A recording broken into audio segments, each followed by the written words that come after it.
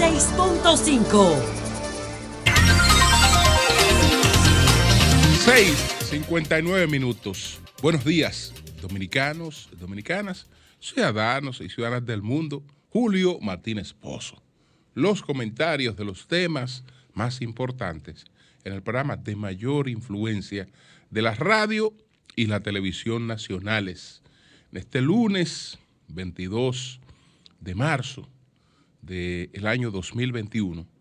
Buenos días a todo el equipo del Sol de la Mañana, la audiencia de Sol, la teleaudiencia de Telefuturo, Canal 23, y las personas que siguen nuestros contenidos a través de las redes sociales. Buenos días a todos y a todas. Entonces, señores, vamos a ver aquí los temas que tenemos subrayados para el día de hoy. Hay algunas advertencias, preocupaciones por el impacto que puedan tener los auxilios financieros del presidente Biden. Me refiero también al Congreso, a la conclusión del Congreso Constitutivo de la Fuerza del Pueblo y al inicio de la Secretaría General itinerante que prometió pues Charlie Mariotti. A estas cosas me refiero, pero primero lamentar mucho el fallecimiento del abogado Dimas Contreras Marte.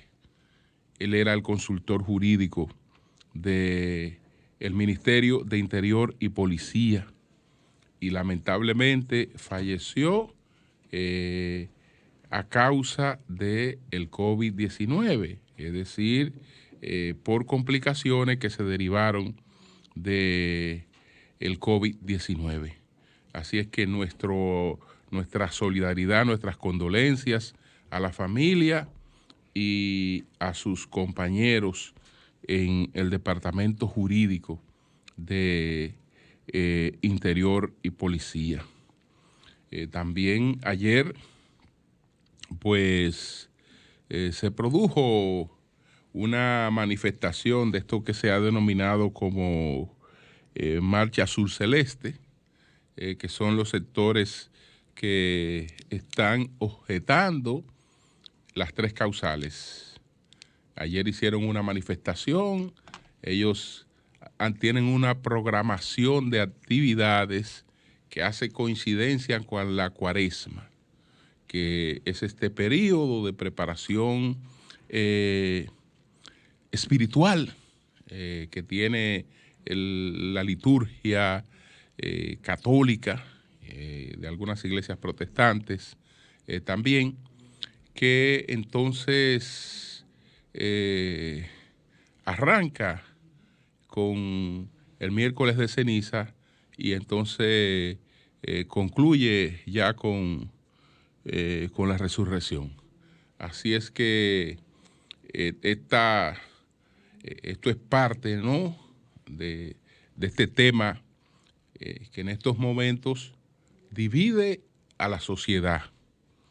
El que tengamos un nuevo código penal, que entiendo que debemos tenerlo, y que ese código que debemos tener a las mismas mujeres cuyos derechos se ponen en primer lugar con la defensa de los tres causales, a esas mismas mujeres el nuevo código también le trae un mayor nivel de protección, porque el tema que vivimos tratando a diario, el tema que nos escandaliza todos los días, no son los casos de médicos procesados por desembarazo. No, esos casos son muy pocos.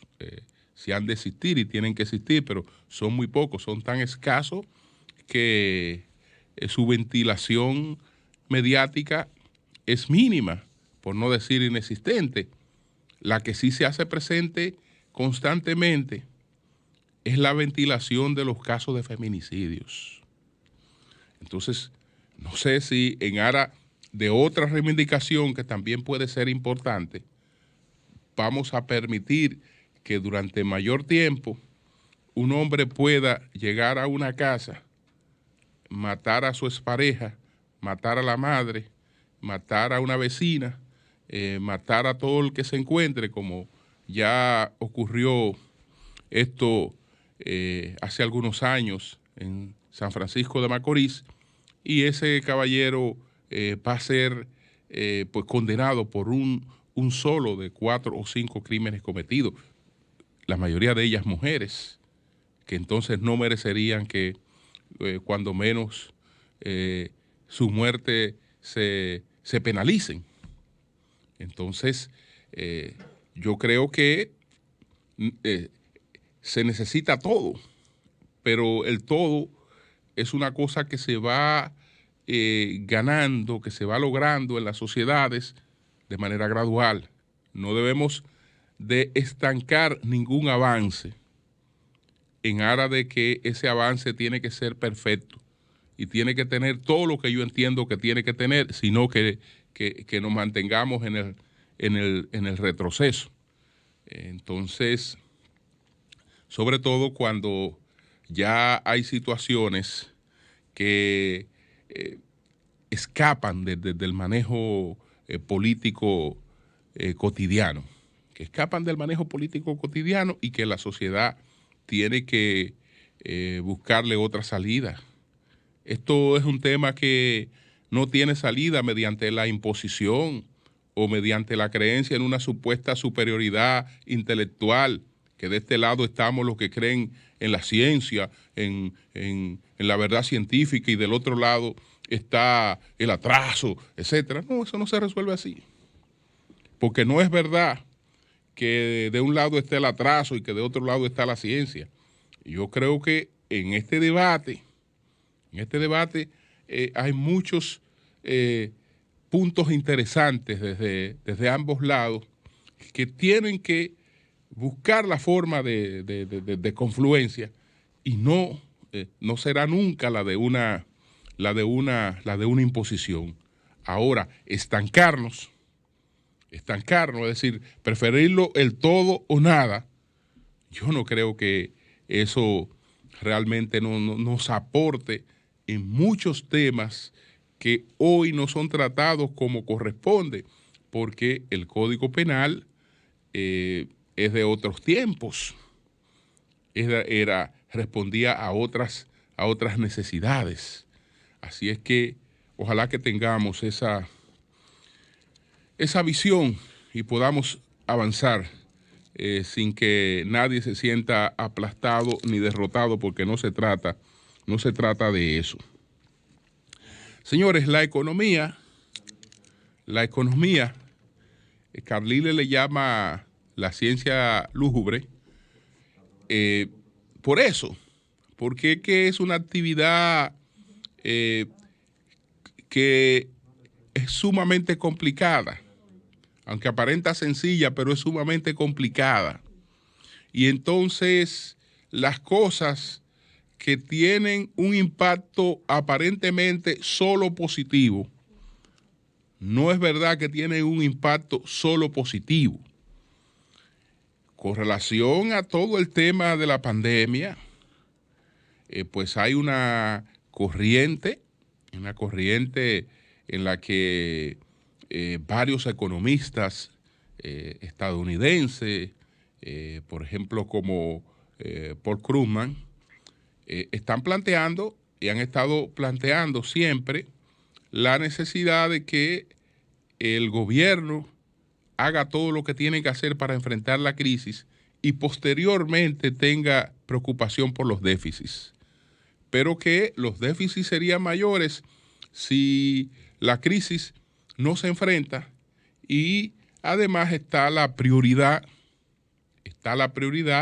en la gente, en la vida de la gente. Y hay varios economistas que van a este concepto que se remite a Keynes, pero que ya tiene otras vertientes. Entonces, Estados Unidos ha hecho eso, porque lo hizo Donald Trump, Y entonces ahora el presidente Biden ha venido con un programa mucho más abarcador que el programa del presidente Trump. Pero ahora la preocupación está en el sentido de que se entiende que el programa de Biden ha exagerado en cuanto a la disposición de recursos que no están relacionados con un incremento de la actividad productiva. Y los temores que se tienen sobre un proceso inflacionario son amplios. Y la economía entonces también se alimenta mucho de las expectativas. Una economía que en estos momentos está alimentada de expectativas de inflación, esas expectativas de inflación de por sí la comunican. Además ya del impacto que va a tener el hecho de que estamos hablando de 1.9 billones.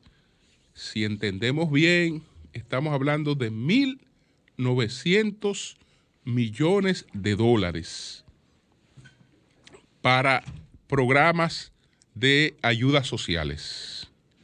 ¿Qué es lo que pasa con esto?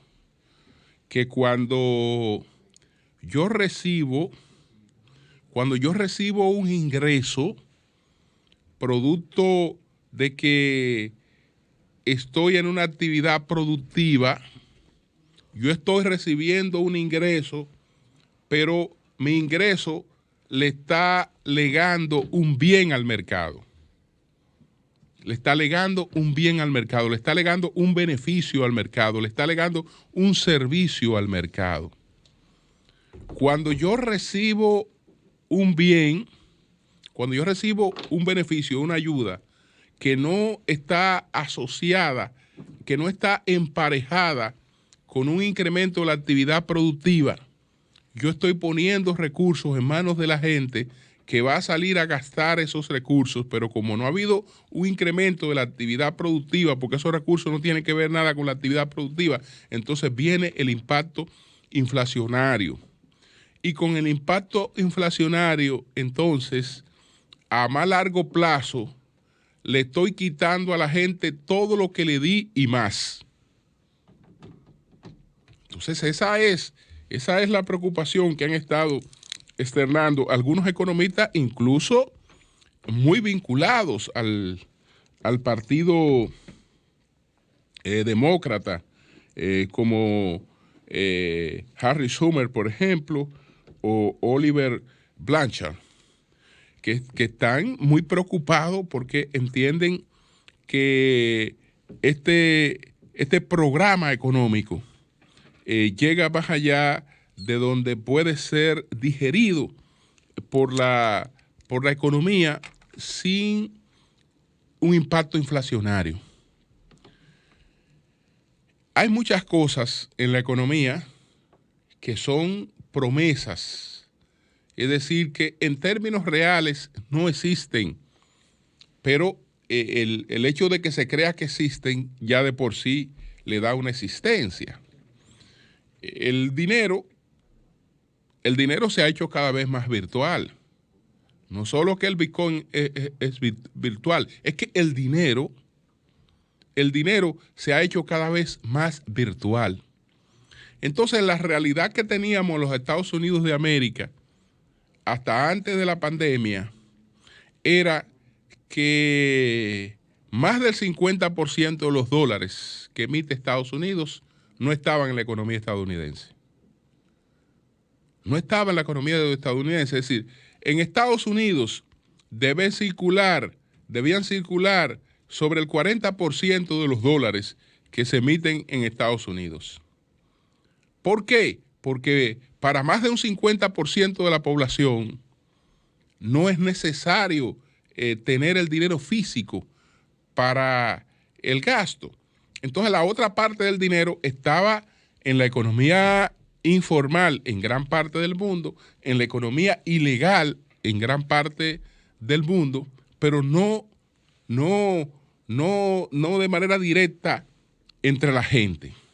no de manera directa entre la gente. Entonces, hay varias cosas que han tenido que ocurrir en esta etapa, que es importante que la tengamos en cuenta porque nos impactan. Es decir, cuando estamos hablando de la economía de Estados Unidos, estamos hablando en gran medida de la economía dominicana, porque todo lo que ocurra allá tiene un impacto en la economía dominicana. ¿De cuánto era el déficit de la economía estadounidense antes de la pandemia? De un 3%. El déficit no es otra cosa que la diferencia entre los ingresos y los gastos. Si gasta más que lo que ingresa, el monto que gasta sobre lo que ingresa es el déficit. Ese déficit era de un 3% para la economía estadounidense. Actualmente estamos hablando de un 15%. De un 15% el déficit de la economía, el déficit presupuestario. Pero en cuanto a la emisión de monedas también, en la emisión de monedas, si el déficit presupuestario es el mayor de los últimos 50 años, la emisión monetaria es la mayor de los últimos 60 años. Porque estamos hablando de un incremento de más de un 30% en la masa monetaria. Entonces, eso hasta ahora es una previsión, es un anuncio de que puede venir un proceso inflacionario con fuerte impacto. Pero ya veremos cómo estas cosas se contrarrestan. Desde luego, pendiente del éxito que ha de tener el problema del plan de vacunación para reincorporar entonces una parte de la economía, pero ya una economía que también está sujeta a otros desafíos. Entonces quiero pasar a referirme a la conclusión del Congreso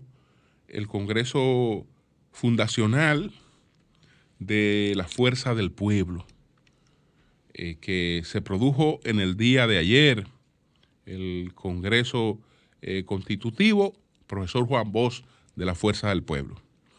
Entonces, ya este partido que se improvisó en medio de la coyuntura electoral y de la división del PLD, usando la franquicia que pertenecía al Partido de los Trabajadores Dominicanos, decidió pues elaborar estatutos, una línea programática, una definición de su forma de funcionamiento para poder operar como una fuerza política que tiene aspiraciones de alcanzar el poder. Entonces, ayer el presidente Fernández definía a la Fuerza del Pueblo como un partido democrático, progresista y justo. Democrático, progresista y justo. Define el presidente Leonel Fernández a la Fuerza del Pueblo. Y es importante que aclaremos con qué se come el bendito progresismo del que tanto se habla. Porque hay cosas que a la gente le suenan literales y cuando estamos hablando de progresismo o de progresista, entonces la gente lo asocia con el progreso. Es decir, este es un partido progresista, entonces este partido busca el progreso, busca el crecimiento económico, busca derrotar la miseria. Y de lo que se trata no es de eso, porque bien lo persigue un partido que pueda denominarse como conservador o bien lo persigue un partido que pueda denominarse como progresista. Es decir, el buscar el progreso económico, el crecimiento de un país no es lo que define a un partido como progresista o a otro partido como conservador, porque al igual una fuerza conservadora de la que se define como conservadora puede por igual buscar metas de progreso. La puede buscar. Lo que trata de diferenciar, y en esto hay autores como Norberto Bobbio, que han trabajado este tema, el expresidente ecuatoriano Rodrigo Borja, que tratan de explicar estos conceptos políticos. Entonces, lo que hace la diferencia es la visión frente al tema de la desigualdad. Se supone que en el Partido Progresista hay un compromiso de crecimiento económico, de desarrollo económico, pero ese compromiso de desarrollo económico está atado a la búsqueda de la igualdad entre las personas. Entonces ese es el rasero que trata hoy de hacer la diferencia entre conservadores y progresistas. Y ese rasero es lo que ha permitido entonces que ahora también tengamos otras confusiones. Porque los republicanos buscan el progreso económico, lo buscan, pero tienen una visión distinta en la parte del gasto social a la que tienen los demócratas. Incluso en Inglaterra se llegó a desarrollar un concepto en el que estamos hablando del conservadurismo progresista. ¿Qué es el conservadurismo progresista? Estamos hablando de una línea de actuación en la que se apela a las políticas sociales como un mecanismo de tratar de revertir las desigualdades entre otras cosas, a políticas de redistribución de riqueza. Y entonces eso es lo que llamamos el conservadurismo progresista, que pues tiene digamos, entre otros expositores, y fundamentalmente esto parte de Stanley Baldwin, pero Neville Chamberlain, el propio Churchill, encuadran dentro de este concepto de conservadurismo progresista. Pero en definitiva, lo que hace la diferencia es el tema de la desigualdad. Ahora bien, hoy hay una confusión con el tema de la igualdad. Hay una confusión. ¿De qué hablamos? ¿De igualdad ante la ley? Bueno, se supone que en esa área no tenemos diferencia en cuanto a la búsqueda de la igualdad frente a la ley. Pero hoy hay sectores que persiguen algo más que la igualdad frente a la ley. Requieren que exista la igualdad frente a la ley, pero requieren un reconocimiento de lo que Fukuyama llama reconocimiento del alma, lo que él bautiza como el timos. El tema de los homosexuales, por ejemplo. El tema de los homosexuales y del matrimonio homosexual. ¿Cuál es el alegato para el matrimonio homosexual? Bueno, no pasar por la injusticia de que una pareja haya creado bienes que después la otra persona no puede heredar en caso del fallecimiento de uno de los dos porque por la condición de homosexual. Eso puede corregirse por las vías civiles. sin la necesidad de el tema del matrimonio. Pero ya el matrimonio, porque si el problema es el reconocimiento de derechos, pueden aparecer opciones civiles que reconocen eso, como ya aparecieron en el pasado frente a otros casos. Por ejemplo, frente a la distinción que existía entre un hijo de matrimonio y un hijo fuera de matrimonio. Había distinción. Eso desapareció. En cuanto a los derechos, eso desapareció en cuanto a los derechos. De la misma forma puede desaparecer en cuanto a los derechos estas diferencias que hacen que una pareja no pueda heredar lo que han creado una comunidad de bienes comunes creadas con amor entre ambos por la condición de homosexualidad. Eso, repito, se puede corregir por la vía civil, pero la aspiración no es corregir eso, es que también haya un reconocimiento, de eso en términos sociales. En términos sociales, no es que tú me dé los mismos derechos, pero es que me dé los mismos derechos, pero que también me haga objeto de un reconocimiento social mucho más amplio. Y entonces ahí se van a presentar las diferencias. Por eso es que en Estados Unidos entonces vemos que se quiere hacer la diferencia entre conservadores y progresistas en función de la visión que tienen frente a las minorías y a reconocimientos sociales, no ya jurídicos, sino frente a reconocimientos sociales de la minoría. Y ahí entonces el tema ahí también tiene una gran onda de confusión. Entre nosotros hay trajes que nunca nos han correspondido, porque la formación de esta sociedad, que ha sido en gran medida atípica, en la que no existieron esas grandes diferencias sociales que hubo, por ejemplo, en Haití.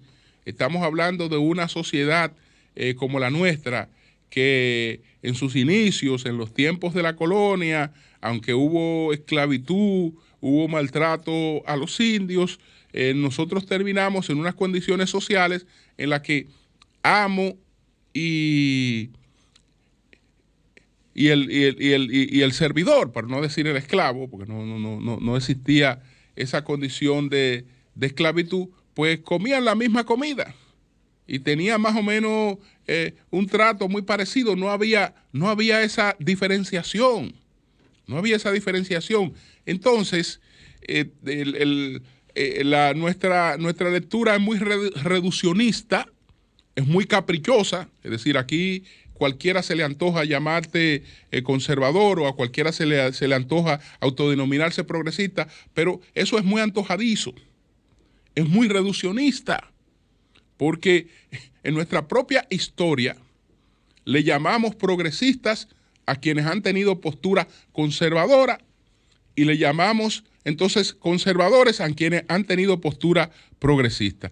Ahora que estos dos partidos bochistas, el PLD y la Fuerza del Pueblo, han hecho actividades con la finalidad de relanzarse, con la finalidad de buscar un mayor apoyo en la población, sería conveniente, sobre todo para muchos de esos jóvenes talentosos que están en esas organizaciones, que se releyera Juan Bosch, porque hay gente que cita a Juan Bosch, pero no necesariamente al Juan Bosch leído y reflexionado. No necesariamente, porque, por ejemplo, es Juan Bosch el que desde los inicios de nuestra actividad política nos ilumina de cómo se han dado contradicciones en que gente que históricamente tenemos como progresista han tenido una postura que no es progresista, porque ya definí que lo que establece la diferencia entre el progresismo y el conservadurismo es la lucha por la igualdad. Es decir, es la pretensión de una sociedad entre iguales. Eso es lo que hace la diferencia. Bueno, aquí se tomó una medida para que los productores de tabaco que vivían en la miseria y que tenían que vender sus cosechas, entregárselas a un grupo de comerciantes que a la vez lo que le daban era vales para que en sus propias tiendas ellos consumieran de todo lo que tenían que consumir, y eso era sumamente, digamos, perjudicial para esos cosecheros de tabaco. Se tomó una medida de monetizar para que a la gente se le pagara con dinero y no con vale. Y entonces, al monetizarse, resulta que con la mitad de lo que yo cobré te podía pagar la deuda que antes te tenía que pagar con el 100%, y eso beneficiaba a las mayorías. Bueno, y contra eso que beneficiaba a la mayoría se hizo una revolución, y a lo que hicieron esa revolución le llamamos liberales. Es decir, lo que se levantaron porque sus intereses fueron perjudicados para beneficiar a una mayoría, le llamamos liberales. Pero como este concepto, a propósito de bochista, no lo he traído yo de mis caprichos y de mi cosa, quiero citar lo que dice Juan Bosch sobre eso, sobre ese acontecimiento. Dice don Juan lo siguiente: porque en lo profundo de la conciencia social, casi podríamos decir con más propiedad de la subconsciencia social, Báez había sido el líder del antisantanismo, debido a que desde su primer gobierno, iniciado en septiembre de 1849, había representado la tendencia hacia la organización del país a la manera burguesa liberal, que había sido el fundamento doctrinario, aunque no expresado, de los trinitarios. Y porque después, en 1857, había golpeado a la alta y mediana pequeña burguesía comercial del Cibao con una medida que favoreció la pequeña burguesía agrícola, entre la que el mayor número estaba formado por bajos pequeños burgueses campesinos, que eran los más en un país con pueblos y ciudades poco numerosos y de escasa población. Entonces, estamos hablando de que una medida llamada a crear un mayor nivel de redistribución, un mayor nivel de igualdad. ¿Quiénes la confrontaron? ¿Quiénes conspiraron contra esa medida? A los que se nos antoja llamar de progresistas. A los que se nos antoja llamar de progresistas fueron los que conspiraron contra esa medida. ¿Por qué? Porque les afectaba su bolsillo, aunque por otra parte resolvía un problema de una explotación y misericordia que ellos tenían con los cosecheros de tabaco, que lo tenían prácticamente esclavizados. Entonces, por eso ese tan relativo, pero no me cabe duda de que el doctor Leonel Fernández, como presidente de la República, fue un hombre que contribuyó con el progreso económico y social de este país. A la intención que tiene de que su partido, que desde ya es la tercera fuerza política de la República Dominicana, pudiera convertirse en otra cosa, pero desde ya es la tercera fuerza política de la República Dominicana, eso de por sí ya crea una variación en el ambiente político. Porque a estos momentos, cuando ya estamos hablando de la recomposición del cuadro político en la República Dominicana, estamos pensando en tres partidos. Estamos pensando en el PRM, estamos pensando en el PLD y estamos pensando en la Fuerza del Pueblo. En ese esquema, tanto el Partido Reformista como el PRD en estos momentos tienen un papel muy pobre. Tienen un papel muy pobre del que esas organizaciones tendrían que tratar de, digamos, de sacudirse, porque el panorama tal y como se presenta hacia el 2024 está ya matizado por la existencia de tres fuerzas en torno a la que se producirían los mayores agrupamientos. Así es que suerte, al sistema político le conviene el fortalecimiento de los partidos, la existencia de varias fuerzas políticas, y qué bueno que tenemos la oportunidad de una organización política que tiene una cabeza experimentada, una cabeza lúcida, como la del expresidente Leonel Fernández. Dejo, porque quiero decir algunas cosas que no las voy a poder decir hoy, algunos comentarios sobre el PLD, sobre ese proceso que se inició este fin de semana, sumamente interesante, pero lo voy a dejar para un comentario posterior. Cambio y fuera. El sol de la mañana.